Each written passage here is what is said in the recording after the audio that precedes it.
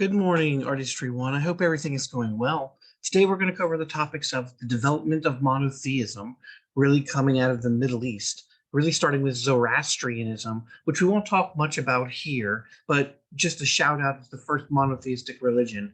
Really, we'll start kind of with the Judaic faith that leads to Christianity, and then Islam as the Abrahamic faith, as we'll see in a moment. And all of this really comes at the very end of the Roman Empire when Rome is about to fall. So we'll have kind of a journey in the early development of monotheism.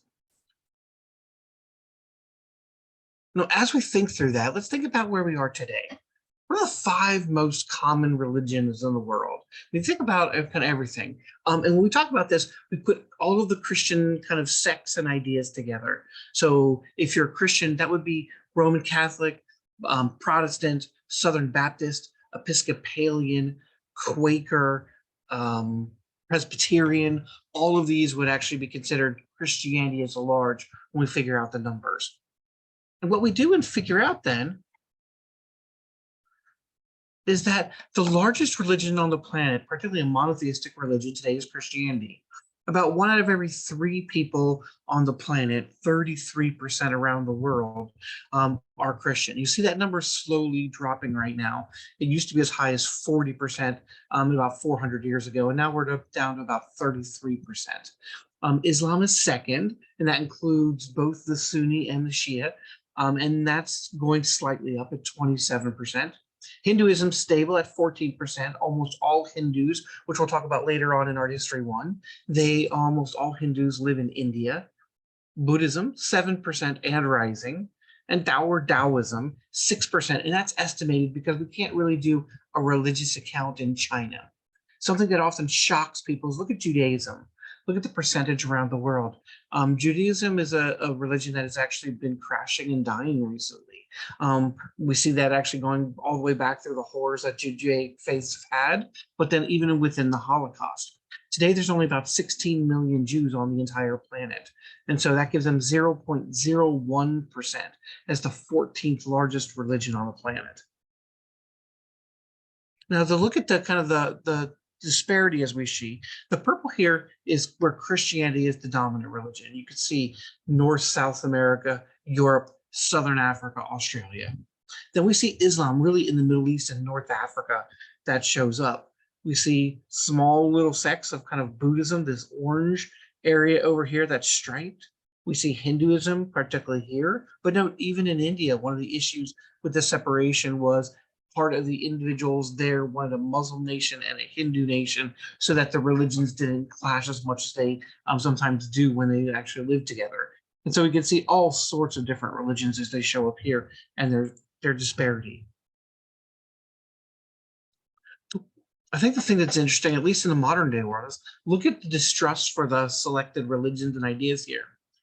We are around the world, almost 60%, 58.6%, afraid of strangers, afraid of the others, right? So that makes sense. These are the people that are other, they're not in our in-group, they're people we don't know, people we do not have a relationship with. But then just when we look at different religious groups, 44% of the world fears Muslims, largely because of the outpouring that took place, even in the aftermath of 9/11, but Muslim terrorism is often on the minds. We'll have a whole class where we talk about Islam later on, so we'll deal with that issue later on.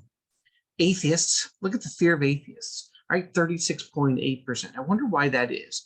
And my guess is it's probably because atheists is thought as right, there's no moral judgment. There's no kind of either big guy in the sky or overarching, all-powerful, all-knowing, all-good God that really gives you a sense of moral sensibility. So where does that morality come from? People in general note 31% of people just don't like people, don't trust people in general. Law enforcement, here's something that really hurts, many efforts to create a healthy, happier society, is that almost 1 in 5 people do not trust the police. And then finally, Christians at the lower end, about 20%. And a lot of it has to do that, particularly with Christian conservatives and kind of sometimes pushing their political agenda within the political process in different parts of the world. So that's currently where we are in that distrust of religions. If we look at the evolutionary tree of religion, right, the idea of faith, myths, and mysticism here, There is an interesting question that we will grapple with in class. Do we as humans need religion? And we'll think through this process as class, why or why not. But note, we really only have a few branches of different religious ideology that's really ever developed. And it's branched off into all sorts of different outgroups that show up. Right. In terms of Christianity, for example, we had the Roman Catholic Church that basically, comes out of the teachings of Jesus Christ, and then all of the other kind of rituals. Certain groups said, no, we don't want this ritual. We don't want this ritual. So they became Protestants and Episcopalians and Presbyterians and Quakers. And so we have this kind of branching of religions from our foundational texts way down here. An interesting challenge that we'll talk about in class, and so here's something to consider, but we'll do this in class, is can you explain the development of spirituality and religion through our earliest human arts? So for example, can we explain this development, why it happened, what's the progress, where we're headed, where we are today? When we consider such things as the development of the concept of spirituality, right? We have synthetic magic and ideas coming out of the prehistoric world, understanding nature and how we fit in, the idea of God or gods, the idea of polytheism, monotheism. Why did almost everywhere around the world start polytheistic and today we're monotheistic? We'll have to grapple with that issue as well. Now, for monotheism, the three dominant ones out there are called the Abrahamic monotheistic religions. They really did begin in the Middle East all about the same time, about 1000 BCE, and the last one with Islam emerging at about 642 or 632 CE. Again, BCE and CE, so that we actually can use a common denominator, because Muslims would not use the Christian calendar otherwise, right? Because it's not tied to their religious faith, their foundational belief. So here we see a Venn diagram where we have Judaism, Christianity, and Islam, where they have kind of their separate individual kind of ideas here. How Judaism is slightly different than Islam, than Christianity, where certain of the two religions overlap. If we look at the core of where the three overlap here, the foundation of what we call the Abrahamic religions comes down to this. It's really there is a belief in one God, a monotheistic God, a definitively one God. There's guided by the holy books, right? Judaism has the Torah, Christianity has the Bible, Islam has the Quran. They are of origination all in the Middle East, and they all share these areas, which also mean a lot of the prophets and a lot of the personalities that we see in Christianity or in Islam or in Judaism, we share. All three religions believe in the stories of Moses and the Ten Commandments. All three believe in Noah and the flood. All three believe in the birth of Jesus as either a prophet or as a savior. And so these are all things that we share. We just interpret the stories differently, and that kind of forms the basis of these different monotheistic religions. Now, early on with these different religions, one of the challenges becomes, how do you depict a new religion? How do you depict a new God, a new idea, a new understanding? How do you depict Jesus? And so if we think through it, if you're a Christian artist living during the beginning of Christianity in the classical period of ancient Greece and Rome, and really in ancient Rome for Christianity, what artistic models would you use to teach others about your religion? So let's think through this. Here we have the Christian God, right? The Christian God, all-knowing, all-powerful, all good, coming out of the idea of Plato's idea of perfection, of what, quote unquote, is called ideal forms, right? Plato's ideal forms are truth, beauty, and justice equal the good. That becomes the idea of the Christian God in many contexts. It also is the model for the Jewish God and for Allah in the Islam faith. So how do you depict that? Because it's almost impossible for the human brain to take a new idea and a new visual image at the same time and make sense of the world. So we've got to rely on what we already knew before. And that's what they did visually. So if we look at the image of the Christian God, right here on the right, the all-knowing, the all-powerful, the all-good, it really is based upon Zeus at Olympia by Phidias, the ivory and gold statue, right? It fit the bill. They basically took the new ideas of all good, all powerful. They got rid of Zeus and kind of some of the terrible things that he had done, but they needed a visual reference to be able to say, hey, look, this is an all-powerful, all-knowing, which kind of is what Zeus is. But they also added on and grafted on the idea of being all good. So they use this as their model. We have the same thing next. What are we going to do for Jesus? I mean, think about Jesus, the ideal, perfect human being, God's flesh and blood here on earth, if you are Christian and believe in the Christian Bible and the stories. So what do? Well, clearly that's either got to be the Emperor Augustus of Porta, or it's got to be Polyclitus, and it's going to be Polyclitus, the spear bearer in particular, the ideal perfect man, right? Notice over here, enlarged head, enlarged head.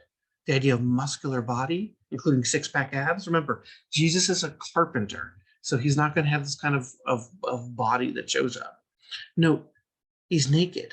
Well, in the Christian context, that was considered rude, crude, because sexuality is something for kind of between married individuals. So nudity is shown upon. Part of that is the fact that Christ grows up, lives during the Roman Empire, which is a little bit more conservative and almost always clothed. If Jesus likely was born in the Greek Empire, Jesus would probably be naked on the cross, and we wouldn't be thinking anything about it today, because it would just be the hand-me-down kind of cultural reference that they were able to use. Note the contrapposto pose, which is impossible to have on the cross. They're borrowing it. You can actually see the sinuous S curve here of the contrapposto being borrowed here. And note, and I'll show you this later on, crucifixion is one of the most awful things, one of the most awful, inhumane tortures that the Romans used on thousands of people. It was a brutal, brutal process. And note how calm his face is, even as he's going through death, right? They're borrowing that. Why? The perfect ideal of masculinity was from spear bearer. No surprise then. We come down here. What do you think the Virgin Mary is? Now remember, we don't have a lot of early images of women outside, right? We saw the Venus of Willendorf. That's too old within our cultural, and it's buried, so they don't even know about it from the prehistoric world. So we could look at the Mesopotamian model, we could look at the Egyptian model, but of course they're going up to the Greek and Roman Empire when Christianity is developing, so they're going to use the Greco-Roman, and the only woman out there happens to be Aphrodite Kanitos for perfection. But remember, women weren't perfect, and the nudity also is going to be a problem. So what do? They not only cover up the Virgin Mary once, right? They put clothes on her. They cover her modesty that shows up. They're going to cover her a second time with the cloak. And so she gets two different versions of clothing, just to make sure that we're not emphasizing the sexuality as the mother of Jesus Christ, or the mother of God's son, if you believe in that story, which shows up from Christianity. That's not true in Islam or Judaism. They still are either waiting or don't believe that it's actually God's son, just a prophet that happened to be born. And so that's what we're looking at here. And this is the very famous Virgin of Vladimir, which we'll see later on. A Russian icon figure. For the saints, same thing. Most of them are masculine. You're going to use either spear bearer, or you're going to use the August of Porta. Note, even the Pope carries a staff, right? That staff given to him by God, coming all the way back to August of Porta, taking that back to the Egyptian, taking it back to the Stela of Hammurabi. Remember, Hammurabi is on the Stela of Hammurabi is being given the staff, a metal staff, from the gods, particularly Shamash, to show that he has the right to rule forever. This is what we're actually looking at here. We see this with the papal staff. And then finally, the church. Now, the church is interesting because during the Roman period, we have domes, these religious spaces that we talked about, these wonderful, the perfection of God and the perfection of mankind coming together with the combination of the square and the circle. But what they actually use is not necessarily the dome, but it's called the basilica model, which are these long hallways, flat corridors. So these are our early churches. And that works out well because when Rome falls and Christianity is just at its beginnings, we forget how to make domes in most parts of Europe, particularly in Western Europe, where a lot of Christianity that we'll be talking about, in France, in England, in Spain, we're going to lose a lot of this technology. So we're going to use this basilica flat plane till we reinvent the dome in Western Christianity. So the lesson here is this. Visual artists almost always rely on earlier artworks as launching pads to create quote unquote the new. This is something we're going to see over. And sometimes we borrow from other cultures because they have better ideas than what we currently have. This cultural borrowing is something that's very common. China invents paper. It's better than papyrus. It's way better than the scroll format. And so almost every society converts to paper. Michelangelo didn't just create David from nothing. No, here, when he does this in the early 1500s, he basically plagiarized and reinvents classical sculpture from Polyclitus to Spirbo, bearer, creating one of the great sculptures of all time. Now, for those of you that are not Christian or don't know a lot about Christian background, I want to give you a little bit of kind of updates, a little bit about the life of Jesus, particularly as it's going to appear in the arts. And that's because from here on out, from Artistry 1, and then for those of you that I'm with for Artistry 2 as well, we're going to see hundreds, if not thousands, of images of Jesus. It becomes the dominant art form, the dominant subject in the history of art now from this time period, really at the end or the fall of Rome, all the way up until the 16th and 17th century. I mean, even if you think about the great artists like we just did, Michelangelo's David, that's Christ's great, great, great, great, great, great, great, great, great, great, great, great, great, great, great grandfather, right? So that it's a religious subject already. And that was the controversy with the nudity we'll talk about in art history too. Think about the Last Supper by Da Vinci, religious. The Sistine Chapel. It's in the Pope's personal chapel where he goes to pray. These are all religious subjects. So even the great artworks, when we think about it, have Christian connotations, really all the way up until the Enlightenment, which is going to take place in the late 1700s, early 1800s, giving us the United States of America and other places that start to separate church and state. So here's the life of Jesus in art. So we look through all the way from the Annunciation, where Mary gets pregnant, going all the way to the crucifixion, the resurrection. So I want to go through the major ideas here. So the first one that I want you to know is a topic that's called the Annunciation. It's where the Virgin Mary, seen here often with the halo over her head, is told by the angel Gabriel that she will bear God's son, that she will be the selected one to bear God's son. And so to show you how that looks, here's one depiction of it where the angel often flies through a window or comes through a door, is still floating around. Mary is actually falls down in terms of prayer and is given this wonderful news for her. So if we look at it in a video format, here's a video format of that.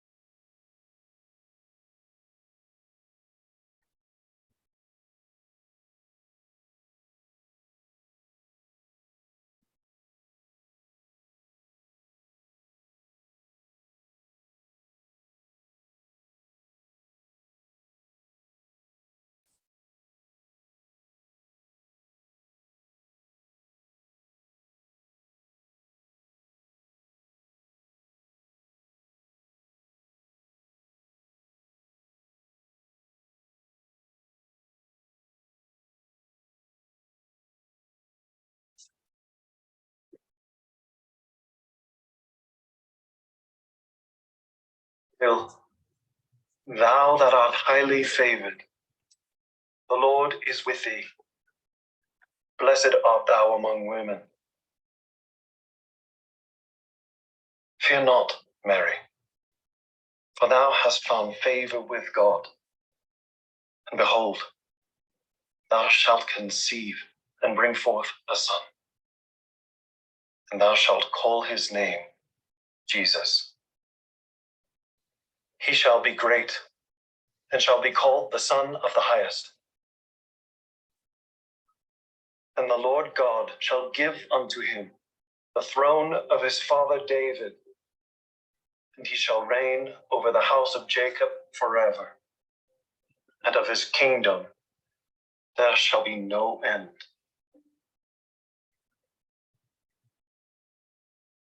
How shall this be, seeing that I know not a man?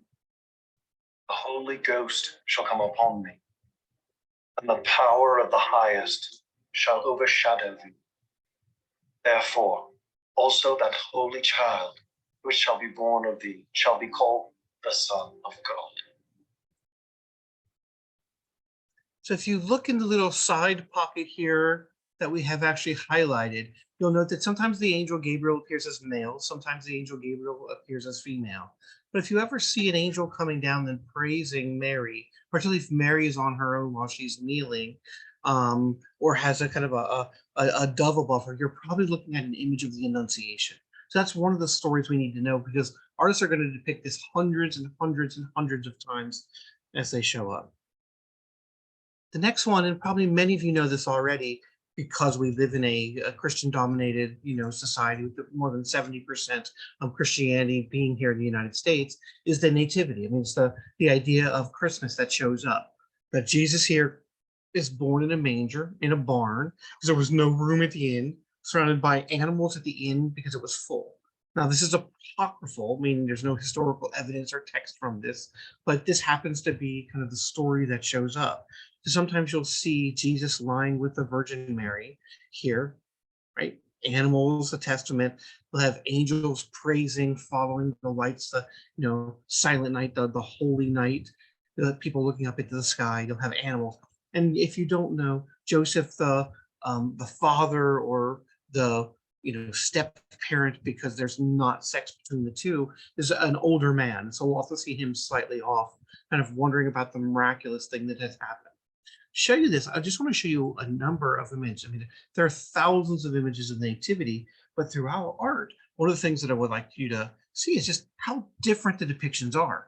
Artists are playing around with the idea because there are different versions in the biblical text. So here's some of them.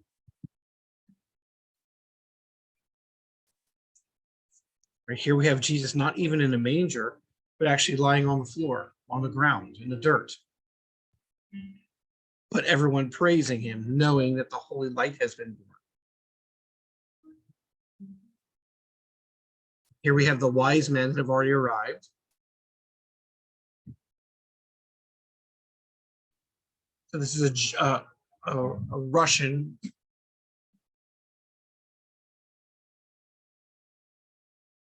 There's a Da Vinci image of that. Note, well outside of the manger, more in a royal setting. This is one of the most famous individuals from the early Renaissance, Ghirlandaio.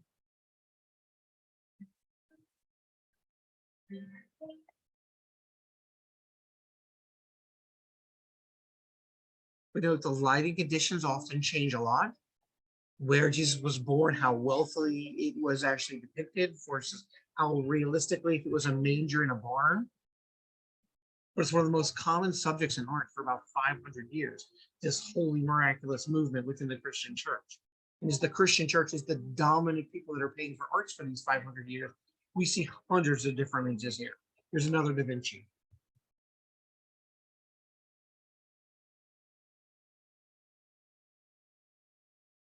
The next one up, and this might surprise you, is the Last Supper. And the Last Supper, if you do not know, is where Jesus announces his impending arrest and crucifixion after an apostle, and generally seen as the bad apostle, Judas, betrays him. One of the things that shows up with early on is that a more realistic depiction is the 13 men, the 12 apostles and Jesus, often shown with halos, are sitting around a table eating.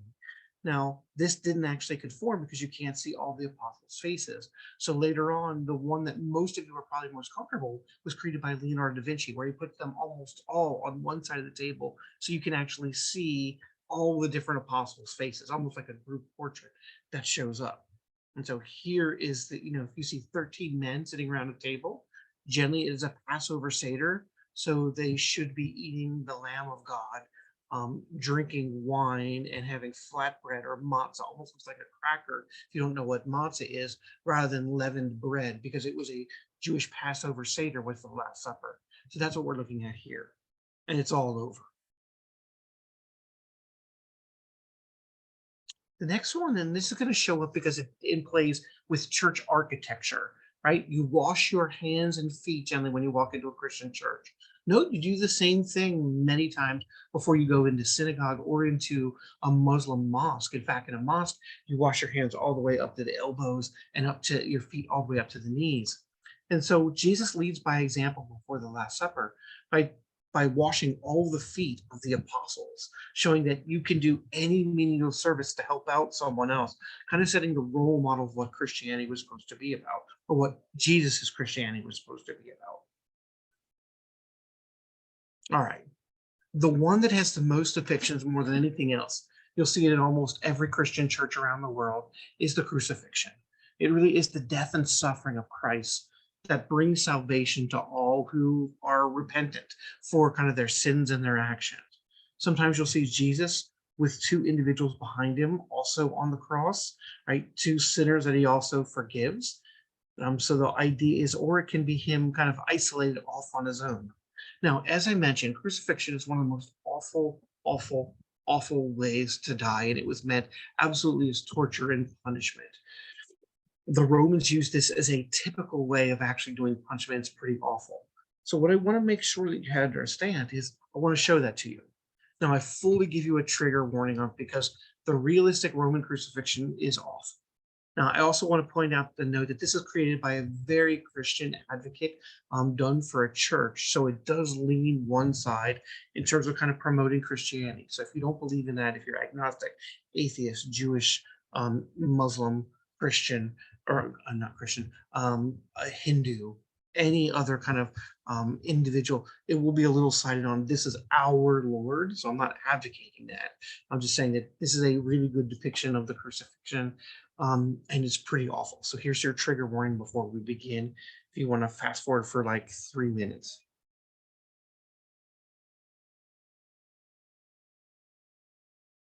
Crucifixion was one of the most dreaded and painful forms of execution in ancient times. Thousands of crucifixions were performed by the Romans, the most famous, of course, being Jesus Christ.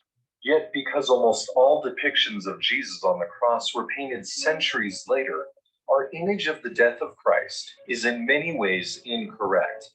Understanding Jesus' death, though gruesome and painful in nature, can help us better understand the incredible love that the Savior has for us because of what he was willing to endure.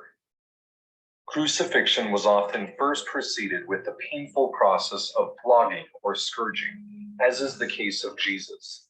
The scourging was done to physically weaken the condemned person, accentuating the already painful process of crucifixion. The whip or flagrum was made of strips of leather fastened to a handle, with broken glass, nails, bone, and lead weights fastened to the end of the strips. The flagrum was designed to rip through the flesh, tearing skin and muscle from the bone. The powerful symbol of the sacrament bread, which represents Christ's flesh being torn apart, is an apt reminder of the scourging that Jesus endured on our behalf. Once flogged, the convicted person was made to carry his own cross through the city till they arrived at the place of execution. Unlike most depictions showing Jesus carrying an entire cross, the condemned man instead would actually only carry the crosspiece. This was because of the incredible weight of a full cross, and because wood was such a scarce resource that it was common to use an already existing tree or permanent post as the base of the cross. The fact that Jesus may have been crucified on a living tree brings beauty to the title of Jesus as the tree of life. The Gospels tell us that Jesus was crucified at a place called Golgotha, from the Hebrew word meaning skull, most likely referring to a knoll or small hill, shaped like a bear's skull. Today in Jerusalem, there are two main traditional locations for Golgotha: the hilltop in the Church of the Holy Sepulchre and Skull Hill, just outside the Damascus Gate. The first location was chosen by Helena, mother of Emperor Constantine, in about 325 AD, because of several earlier traditions that mark this as the place. Today, the hill is located within this enormous church under slabs of stone, with only portions of the original hill visible behind sheets of glass. Interestingly, it is because of this church, with its steep steps that lead up to the traditional place of crucifixion, that we so often see paintings and film depicting the crosses on top of a hill. However, Rome did not generally crucify on the top of hills away from onlookers, but instead right next to the main roads and gates of the city.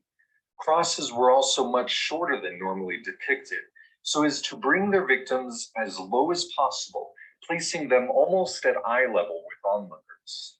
This was so that all who passed by would vividly see the consequences of opposing Rome. The other traditional site, Skull Hill or Gordon's Calvary, was identified only about 175 years ago. It was chosen because of the hill's remarkable resemblance to a skull and because of its close proximity to an ancient tomb, now known as the Garden Tomb. It was also identified because in the law of Moses, animals were to be killed on the north side of the altar of sacrifice. With this hill being north of the temple and in a continuation of the same mount where the temple stood, the place seemed to be an apt location for the sacrifice of the Lamb of God. In 1968, several tombs were discovered in Jerusalem, dating to the time of Jesus. Within one tomb, they found a stone ossuary or bone box with a nail driven through the ankle bone of the buried man. This find is extremely significant, as it is the only known archaeological find of a crucified person. Several intriguing things were learned from this discovery. First, the nail was not driven through the front of the foot, as is often depicted in art of Jesus, but instead through the side of the ankle, directly through the bone. This means that a separate nail was driven through each foot, with the feet straddling the cross instead of in front. Archaeologists were also surprised to find wood fragments on both sides of the ankle bone. This has led to the conclusion that the nail was first placed through a wood washer before being driven through the foot and cross. The washer would have prevented the victim or family members from attempting to tear the body from the cross to avoid the excruciating pain of crucifixion. Hanging on the cross, the victim would be forced to stand upon these nails driven through his ankles, alternating with holding his weight up through his outstretched nailed hands. This process was made all the more painful as the torn flesh on the back from scourging would be pressed to the cross as they alternated between hanging from their hands and standing on their feet. It was common for victims to survive for several days on the cross before dying, making Jesus' death after only a few hours very unusual. It is believed that the victim died from asphyxiation, or in other words, the lack of air, caused from the sheer exhaustion of hanging on the cross. The willingness for Jesus to die on the cross for us in such a painful and agonizing way teaches us of his incredible love. Jesus could have been killed by stoning or by one of many other ways, but he instead chose to be crucified. He submitted to the most heinous and dreaded forms of death so that he could understand and succor his people. Because of this, none of us can claim that Jesus cannot fathom our sorrows, anguish, and pains, for he has endured all things. Truly, as Isaiah so prophetically stated, he was wounded for our transgressions. He was bruised for our iniquities. So when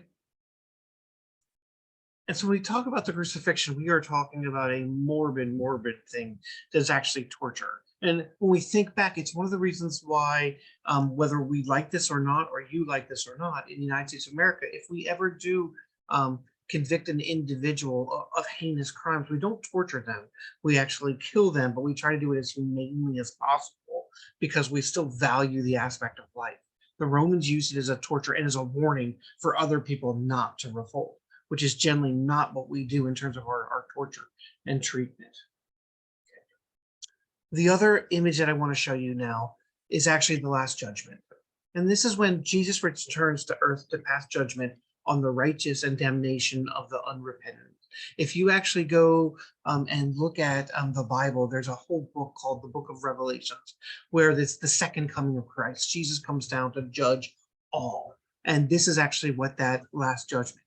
This is Michelangelo's depiction of it in the Sistine Chapel. And so you'll note right in the center, there's Jesus, really kind of with his arm upraised, which is unusual, basically fighting to make sure that the heavenly get up into heaven, this blue heavenly realm, and the damned go down to hell.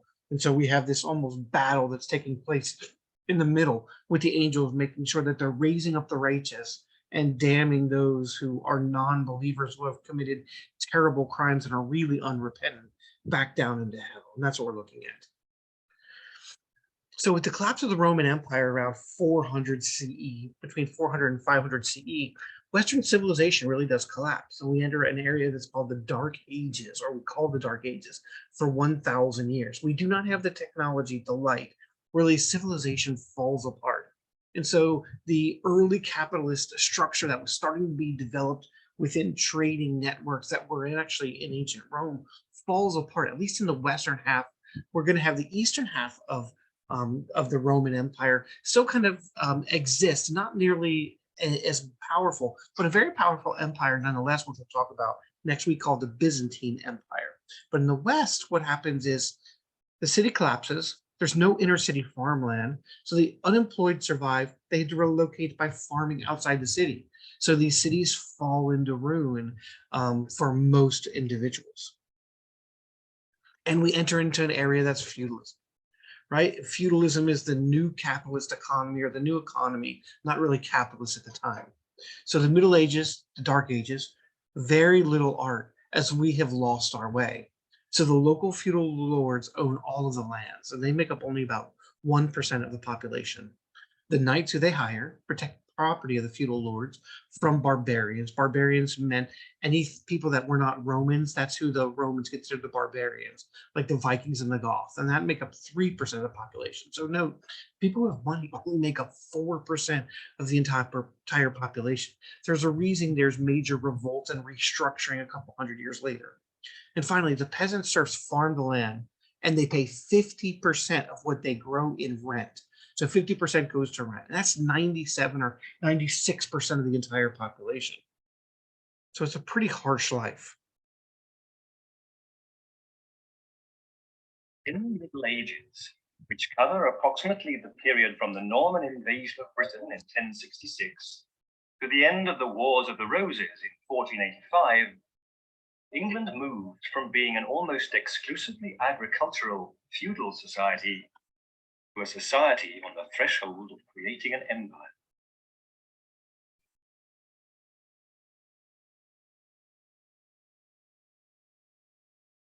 Medieval society was based on the feudal system, which can be said to have come of age in England under William the Conqueror, who was a He Viking introduced living the in idea northern France. land was the property of the crown to dispose of as the king thought fit. Large tracts of countryside were granted to the king's supporters, who, in return, were bound to pay rent and offer their services when required. This usually meant supplying a certain number of armed knights in time of war. The lords would then rent their land to tenant farmers under similar conditions. These farmers were known as serfs or villains, and their lives were overshadowed by extreme hardship. A serf was effectively the property of the lord for whom he worked. He was not permitted to leave the land and go where he wished. If he tried to, he would be brought back, punished. Neither could he marry without the permission of the lord, which was also required should the serf wish to allow his son or daughter to marry. It's On the more death like of the indentured serf, servitude. an heir had to pay a tax to the Lord before he could continue to farm, besides what was known as a heriot, often the best animal on the farm. On top of the burden of working his own land to feed his family, the serf had to spend about 3 days each week working on the land of his lord, a service rendered in lieu of rent, ploughing, sowing, harvesting, of course, but also repairing the manor house, building barns, and running errands to the local villages. Very time-consuming and tiring business. And so the way that it works is at the very top, we have kings, and we have, as we're moving down, we have our lords and our vassals, right? And so this is largely what eventually, as kings conquered other lands, this eventually forms the French state, the English state, right? They become the most powerful knight keepers in the realm. And at the very bottom then are these peasant serfs, which are basically indentured servants. They can't leave the land. They can't do anything without permission, all the way up from the top, and paying very stiff taxes. But they can never incorporate a lot of money or never grant a lot of money. And what this basically means is that the bottom is not owning art. The middle can't own art. Art starts here, but even this art is mostly about kind of portraits or individuals kind of showing their own place. So the people who really own art are either the kings or the church. Hence the emphasis early on in this lecture on the Christianity, because that's where almost all of the art is going to be made for. They are the most wealthy kind of body that happens to be out there. So that's where the art is actually going to get made for. And I'll show this quickly. We'll talk about this in class as well, but it's not far off from where we are today. We've got basically late stage capitalism that's developed in the United States, where if we really look at it, medieval feudalism, we had monarchs. Here in corporate feudalism, kind of what's being called today, we have central bankers, landed gentry, big bankers, right? Everyone down here at the very bottom, 96.5, this is us, right? So on some level, we have a larger breakout, a larger middle class, but still the people that are working for wages, we think about in the United States of America, 50% of Americans live paycheck to paycheck in the wealthiest nation on earth in the modern day world. That's crazy. So when we look at it, you look at the US land, if we were divided up by our wealth, 1% of Americans would own this. They don't half the United States. 9% would own this. So the top 10% own 2/3 of the United States. The middle class, or 30%, would own here. But note, 42% or 40% would own basically that little dot. They would basically own Houston, Texas. And that's it. That's 40%. Or put another way, that's 86 million Americans would own just the wealth that happens to be in one city, which is kind of a strange way of looking at kind of capitalist structure as compared to feudalism. Now, the feudal lord, they're going to live in these castles, and we've often romanticized castles. These were dirty, dingy, terrible places that stank. Why? No running water, no plumbing, right? You pooped in a particular area, kind of stayed there or fell out the backside. And so the moats would be filled with feces and germs. People were constantly sick. The only people who could afford medicine are the people at the top rank of the castle. So that means everyone else, when they get sick, they're doing home remedies that probably generally don't work, right? Your mom makes you chicken noodle soup. It's kind of the comfort food when you get ill, but it doesn't really kind of work. It makes you feel good. And so your body's like, oh, I'm going to get better. But it does keep salt and water in you, which are good things to eat during the time. Castles worked around that same process. The very upper class got the best medical care, which still wasn't good because we hadn't really developed medicine yet. And so life in these castles is pretty dark and dank. And part of the reason why is going to be the Vikings, right? The Vikings are the dominant power that's running around pillaging, raping, murdering, and stealing the art. So a lot of the art actually doesn't get made into great, wonderful golden cups and silver goblets like we often see, because they're worried about the Vikings actually coming in and taking over everything. And so most art then ends up being books, small scale artwork that we actually see. So the best way of keeping your money is create these very beautiful and expensive illuminated manuscripts. Illuminated because, quote unquote, they provide light. That's God's light. It's the light of the Christian.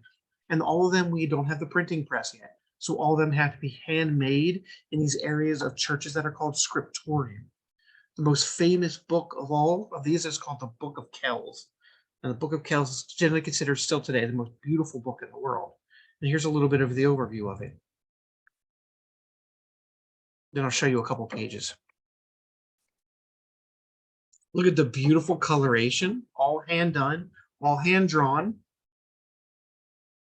Any color that they couldn't produce from a natural pigment, like we saw Egyptian blue earlier, was actually ground up gemstones. So part of the beautiful part of this artwork, they're actually ground up gemstones. Why? When the Vikings came in, if they went to your library, they didn't want the books, right? What did they want? They wanted gold, they wanted silver, they wanted things that were easily be able to kind of had value that they could melt down and use for their own. Books were not of value. So it's a way of, on some level, hiding your wealth. And you can see the beautiful kind of dominant that's coming across from scriptorium. But note how awkward the figures look, right? Greece and Rome has fallen. The naturalism, the contrapposto, the beautiful idealism, the musculature, it's gone. We've lost it. We don't have artists that are training in that tradition to that level. I mean, even their image, here's an image of Jesus himself.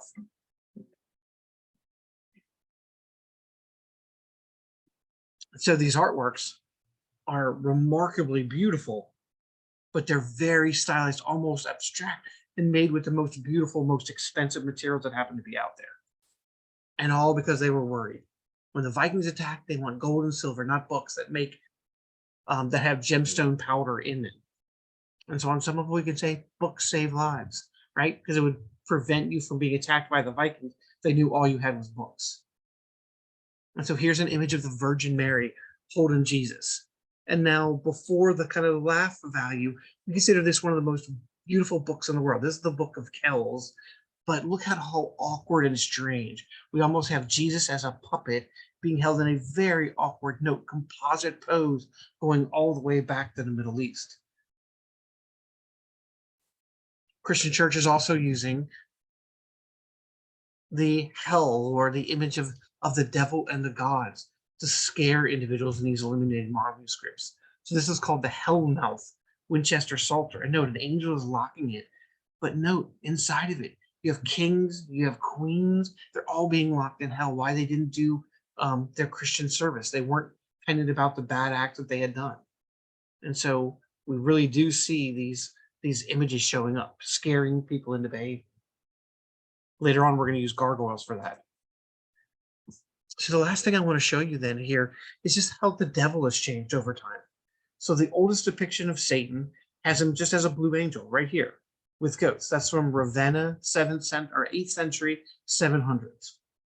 Then we later on are going to get an anthropomorphized monster from kind of Dante, and it's going to get depicted in artwork as well as in the literature by Dante. Note, this is a completely made up depiction of everything we have.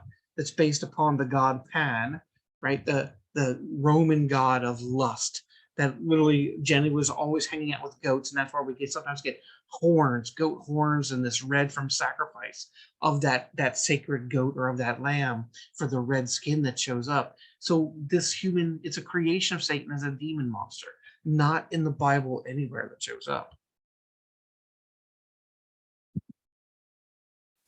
In medieval Europe, the Catholic Church held a level of power and influence of the population that is almost inconceivable today. This power came from a combination of factors, including persuasion, corruption, and coercion. Most of all, straight up fear-mongering.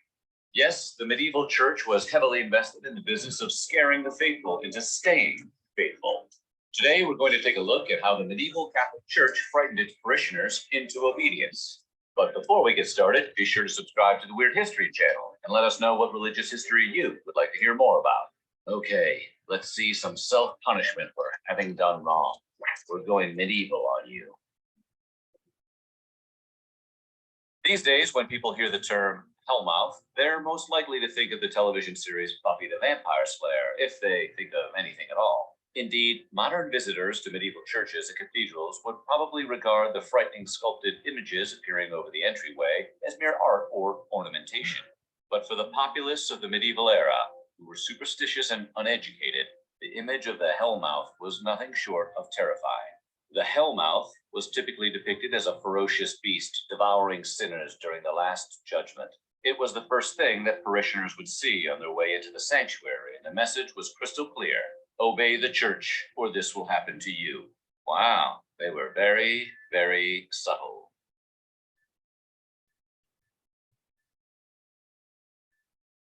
Purgatory in the Catholic religion is an intermediate state that comes after death, where people can expiate their sins before moving on to heaven. In medieval times, churchgoers were extremely concerned about how much time they might have to spend there. Luckily, there were several ways a person could ensure their wait wouldn't be overly long. For example, they could donate money and goods to the church, attend services regularly, or even purchase a certificate that could get them an early release. But for those who absolutely, positively had to be sure they would skip purgatory entirely, there was only one surefire way: donate one of their children to the church. In ancient times, religions may have demanded human sacrifice to appease their gods, but the medieval church had a more pragmatic use for these children, namely replenishing their own numbers. The clergy, of course, is supposed to be celibate, so new priests, nuns, and monks had to be recruited from the general population. While these new recruits didn't have to be children, the church preferred them because they were easier to mold. Didn't the families miss their children? Certainly. But in an era where poverty was common and many already had too many mouths to feed, there was no real choice. What's more, the arrangement could actually wind up being beneficial to everyone involved. For the child, being raised by the church would mean eating better, staying cleaner, and receiving an education. For the parents, the arrangement meant saving money and resources that could be spent on the rest of the family. However, while being raised by the church meant having a full belly, a warm place to sleep, and an education, there was also, predictably, a much darker side to the practice. Many children are known to have been victimized by church leaders in a number of inappropriate ways. Accounts of those who found themselves trapped in a miserable, abusive existence within the church have survived to this very day. Most modern observers, seeing a statue weep would be greeted by immediate skepticism. One might suppose the statue had been cracked and taken on water from some outside source, or perhaps deception was involved and some devious person placed a water hose inside the statue to create an illusion. Seeing a statue weep blood might make one suspect something rusty was leaking on it. Yet even today, we hear reports of people witnessing statues they believe are crying real tears or bleeding real blood. Often they believe these tears are sent by Christ or some other heavenly figure. So you can imagine how easily the overwhelmingly superstitious and religious population of medieval days would have easily accepted such a sight. Indeed, weeping and bleeding statues were commonly considered powerful omens of evil or sad events to come, an interpretation that was quite useful for a church seeking to encourage continued obedience.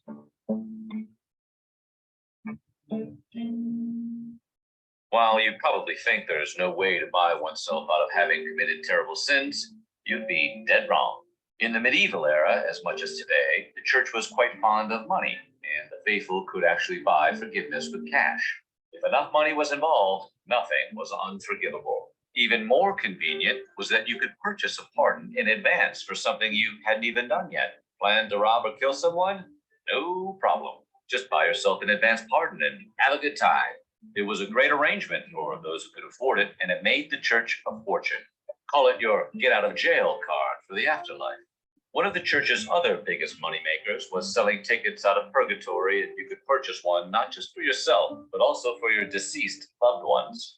Worried that your parents or grandparents have been denied entrance to heaven and are trapped in purgatory?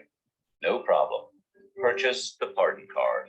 For the right price, the church would literally issue you an actual physical certificate that proved your loved one was on the way to heaven.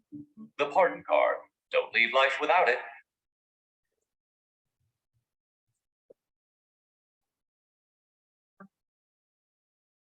So as we've seen, we'll see this within the artwork itself. Artwork will actually deal with a lot of this fear mongering that shows up. So, and this is done by the church, right? To try to bring people into the church. So their intentions are actually good. So let's get that across the table. The intention is to get people into the church because they believe they're trying to save their soul. They're trying to save their salvation. and you're far less likely to commit sin inside of the church than you are outside of the church. So it's meant as a way of bringing this up. So that's kind of an introduction then to where we're going to be looking at the art and culture that's actually showing up from this time period. Please let me know if you need anything, and have a wonderful day. Bye.